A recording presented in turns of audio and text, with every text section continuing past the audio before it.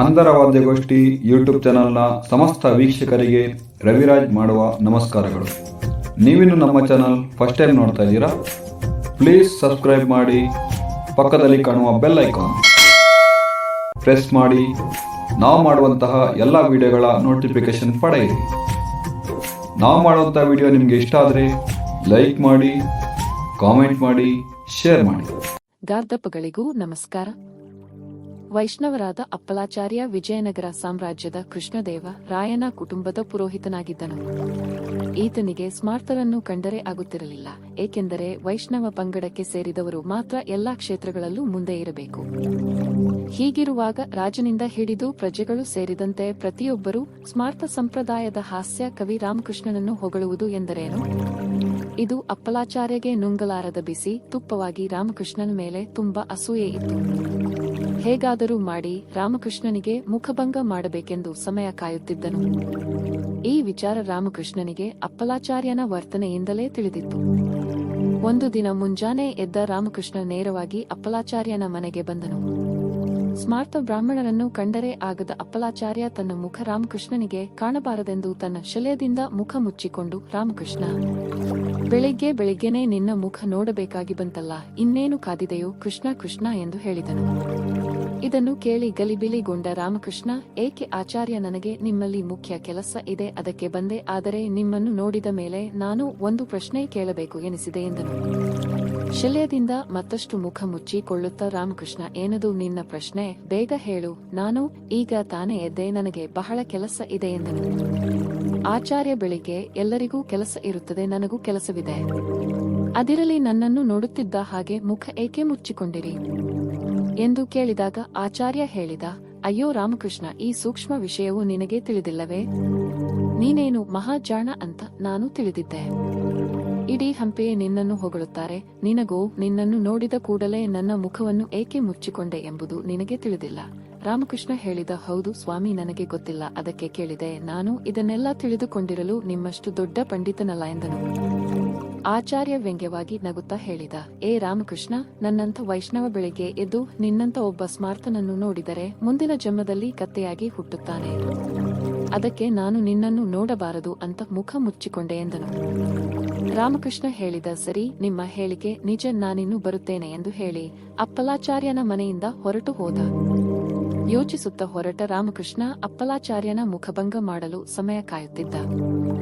ಒಂದು ದಿನ ಬೆಳಗ್ಗೆ ವಾಯುವಿಹಾರಕ್ಕೆಂದು ಕೃಷ್ಣದೇವರಾಯ ಕುಟುಂಬದ ಪುರೋಹಿತ ಅಪ್ಪಲಾಚಾರ್ಯನೊಂದಿಗೆ ಹೊರಟಾಗ ಜೊತೆಯಲ್ಲಿ ರಾಮಕೃಷ್ಣನು ಇದ್ದನು. ಎಲ್ಲರೂ ಬುದ್ಧಿಜೀವಿಗಳೇ, ಏನಾದರೂ ಒಂದು ವಿಷಯ ಮಾತನಾಡುತ್ತಾ ನಡೆಯುತ್ತಿದ್ದರು. ಆಗ ಮಾರ್ಗದ ಬದಿಯಲ್ಲಿ ಕೆಲವು ಕತ್ತೆಗಳು ಹುಲ್ಲು ಮೇಯುತ್ತಿದ್ದವು. ಅವುಗಳನ್ನು ನೋಡಿದ ರಾಮಕೃಷ್ಣನಿಗೆ ತಟ್ಟನೆ ಒಂದು ಉಪಾಯ ಹೊಳೆಯಿತು. ಕತ್ತೆಗಳ ಬಳಿಗೆ ಓಡಿ ಹೋಗಿ ಅವುಗಳಿಗೆ ಭಕ್ತಿಯಿಂದ ನಮಸ್ಕಾರ ಮಾಡಿದ. ಇದನ್ನು ನೋಡಿ ಕೃಷ್ಣದೇವ ರಾಯನಿಗೆ ಕಸಿವಿಸಿ ಆಯಿತು. ಏ ರಾಮ, ಏನು ಮಾಡ್ತಿದ್ದಿ ನೀನು? ಏಕೋ ಈಚೆಗೆ ನಿನ್ನ ವರ್ತನೆ ವಿಚಿತ್ರವಾಗುತ್ತಿದೆ ಎಂದು ಹೇಳಿ ಅಪ್ಪಲಾಚಾರ್ಯರ ಕಡೆ ತಿರುಗಿ, ರಾಮಕೃಷ್ಣನ ವರ್ತನೆ ಸರಿಯಿದೆ ಎಂದು ಕೇಳಿದ. ಮೊದಲೇ ರಾಮಕೃಷ್ಣನನ್ನು ಕಂಡರೆ ಆಗದಿದ್ದ ಆಚಾರ್ಯ, ಹೌದು ಪ್ರಭು, ನನಗೂ ಹಾಗೆ ಅನ್ನಿಸಿದೆ, ಈಚೆಗೆ ರಾಮಕೃಷ್ಣನಿಗೆ ಹುಚ್ಚು ಹಿಡಿದಿದೆ ಎಂದು ಹೇಳಿದ. ಅರಸನು ರಾಮಕೃಷ್ಣನ ಕಡೆ ತಿರುಗಿ, ರಾಮಕೃಷ್ಣ, ಕತ್ತೆಗಳಿಗೆ ಏಕೆ ನಮಸ್ಕಾರ ಮಾಡಿದೆ, ಏನಾಗಿದೆ? ನೀನು ಆರೋಗ್ಯವಾಗಿದ್ದೀಯಾ ತಾನೆ ಎಂದು ಕೇಳಿದನು. ರಾಮಕೃಷ್ಣ ಹೇಳಿದ, ಪ್ರಭು, ನನಗೇನಾಗಿದೆ, ನಾನು ಆರೋಗ್ಯವಾಗಿರುವೆ. ನಾನೇನು ಅಕ್ಷಮ್ಯ ಅಪರಾಧ ಮಾಡಿಲ್ಲ. ಈ ಕತ್ತೆಗಳು ಅಪ್ಪಲಾಚಾರ್ಯನ ಬಂಧುಗಳು, ಅದಕ್ಕೆ ನಾನು ಅವುಗಳಿಗೆ ಗೌರವ ತೋರಿಸಿದೆ. ಇದನ್ನು ಕೇಳಿದ ಕೃಷ್ಣದೇವರಾಯ ತುಸು ಕೋಪದಿಂದ, ರಾಮಕೃಷ್ಣ, ಮೂರ್ಖನಂತೆ ಮಾತನಾಡಬೇಡ, ನೀನು ಅಪ್ಪಲಾಚಾರ್ಯರಂತಹ ಜ್ಞಾನಿಗಳನ್ನು ಅವಮಾನ ಮಾಡುತ್ತಿರುವೆ. ನಿನ್ನ ವರ್ತನೆಯಿಂದ ನನಗೂ ಬೇಸರವಾಗಿದೆ. ಇದೇನು ನಿನ್ನ ಹುಚ್ಚಾಟ? ಕತ್ತೆಗಳಿಗೂ ಆಚಾರ್ಯರಿಗೂ ಏನು ಸಂಬಂಧ ಎಂದು ಕೇಳಿದನು. ರಾಮಕೃಷ್ಣ ಹೇಳಿದ, ಪ್ರಭು, ಸಿಟ್ಟಾಗಬೇಡಿ, ನನಗೇನು ಅಪ್ಪಲಾಚಾರ್ಯರಿಗೆ ಅವಮಾನ ಮಾಡಬೇಕು ಅನ್ನುವ ಉದ್ದೇಶ ನನ್ನದಲ್ಲ. ಆದರೆ ಕೆಲವು ದಿನಗಳ ಹಿಂದೆ ನಾನು ಅವರ ಮನೆಗೆ ಹೋಗಿದ್ದೆ. ನನ್ನನ್ನು ನೋಡುತ್ತಿದ್ದಂತೆ ಆಚಾರ್ಯ ತಮ್ಮ ಮುಖವನ್ನು ಶಲ್ಯದಿಂದ ಮುಚ್ಚಿಕೊಂಡನು. ಕಾರಣ ಕೇಳಿದೆ. ನನ್ನಂಥ ಸ್ಮಾರ್ತನನ್ನು ಬೆಳಿಗ್ಗೆ ಎದ್ದ ಮುಖಕ್ಕೆ ನೋಡಿದರೆ ಅವರು ಕತ್ತೆಯಾಗಿ ಹುಟ್ಟುತ್ತಾರೆ ಎಂದು ಹೇಳಿದರು. ಅಂದಿನಿಂದ ನಾನು ಕತ್ತೆಗಳನ್ನು ನೋಡಿದಾಗೆಲ್ಲ ಅವೆಲ್ಲ ಹಿಂದಿನ ಜನ್ಮದಲ್ಲಿ ವೈಷ್ಣವರು ಆಗಿದ್ದವು ಹಾಗೂ ಬೆಳಗ್ಗೆ ಸ್ಮಾರ್ತರನ್ನು ನೋಡಿದ್ದವು ಎಂದು ನಾನು ಕತ್ತೆಗಳಿಗೆ ನಮಸ್ಕಾರ ಮಾಡುತ್ತೇನೆ. ಇವತ್ತು ಕೂಡ ಅಷ್ಟೇ. ನಾನು ಮಾಡಿದ್ದು ತಪ್ಪಾಗಿದ್ದರೆ ಕ್ಷಮಿಸಿ ಪ್ರಭು ಎಂದ ರಾಮಕೃಷ್ಣ. ಅಪ್ಪಲಾಚಾರ್ಯನ ಮುಖಭಂಗವಾಯಿತು. ಈ ರಾಮಕೃಷ್ಣ ರಾಜನ ಮುಂದೆಯೇ ಅವಮಾನ ಮಾಡಿದನಲ್ಲ ಎಂದು ಹಿಂಸೆಯಾಯಿತು. ಕೃಷ್ಣದೇವರಾಯ ಮಾತನಾಡಿ, ಆಚಾರ್ಯ ರಾಮಕೃಷ್ಣನಂತ ವಿದ್ವಾಂಸನಿಗೆ ನೀವು ಹಾಗೆ ಹೇಳಿದ್ದು ಸರಿಯೇ?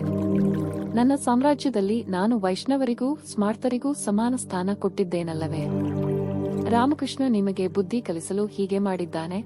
ಅರಮನೆ ಕುಟುಂಬದ ಪುರೋಹಿತರಾದ ನೀವು ಇಂಥ ವಿವಾದಾತ್ಮಕ ವಿಚಾರಗಳನ್ನು ಯೋಚಿಸಲು ಬಾರದು. ತಲೆಯಿಂದ ತೆಗೆದುಹಾಕಿ, ಅನ್ಯತಾ ಭಾವಿಸಬೇಡಿಯೇ ಎಂದು ಹೇಳಿದನು. ಅಪ್ಪಲಾಚಾರ್ಯ ಮಾತನಾಡಲಿಲ್ಲ. ಹಾಸ್ಯ ಕವಿ ತೆನಾಲಿಯ ಸಮಯ ಪ್ರಜ್ಞೆ, ಜಾಣತನವನ್ನು ಮೆಚ್ಚಿದ ಕೃಷ್ಣದೇವರಾಯನು ಮತ್ತೆರಡು ದಿನದಲ್ಲಿ ಅರಮನೆಯ ಸಭೆ ಕರೆದರು. ರಾಮಕೃಷ್ಣನನ್ನು ಹೊಗಳಿ ಯಥೋಚಿತ ಸತ್ಕಾರ ಮಾಡಿ ಬೆಲೆ ಬಾಳುವ ಉಡುಗೊರೆಗಳನ್ನು ಕೊಟ್ಟು ಗೌರವಿಸಿದನು. ದಾನಂ ಪ್ರಿಯವಾಕ್ಸಹಿತಂ ಜ್ಞಾನಮಗರ್ವಂ ಕ್ಷಮಾನ್ವಿತಂ ಶೌರ್ಯಂ ವಿತ್ತಂ ತ್ಯಾಗನಿಯುಕ್ತಂ ದುರ್ಲಭಮೇತತ್ ಚತುಷ್ಟಯಂ ಲೋಕೆ. ಒಳ್ಳೆಯ ಮಾತಿನಿಂದೊಡಗೂಡಿದ ದಾನ, ಗರ್ವವಿಲ್ಲದ ಜ್ಞಾನ, ಕ್ಷಮೆಯಿಂದ ಕೂಡಿದ ಶೌರ್ಯ, ತ್ಯಾಗದಿಂದ ಕೂಡಿದ ಸಂಪತ್ತು, ಈ ನಾಲ್ಕು ಲೋಕದಲ್ಲಿ ಕಂಡುಬರುವುದು ತುಂಬಾ ಅಪರೂಪ. ಜೈ ಶ್ರೀರಾಮ್. ಶ್ರೀ ಕೃಷ್ಣಾರ್ಪಣಮಸ್ತು. ಸರ್ವೇ ಜನಃ ಸುಖಿನೋ ಭವಂತು. ಲೋಕ ಸಮಸ್ತ ಸುಖಿನೋ ಭವಂತು.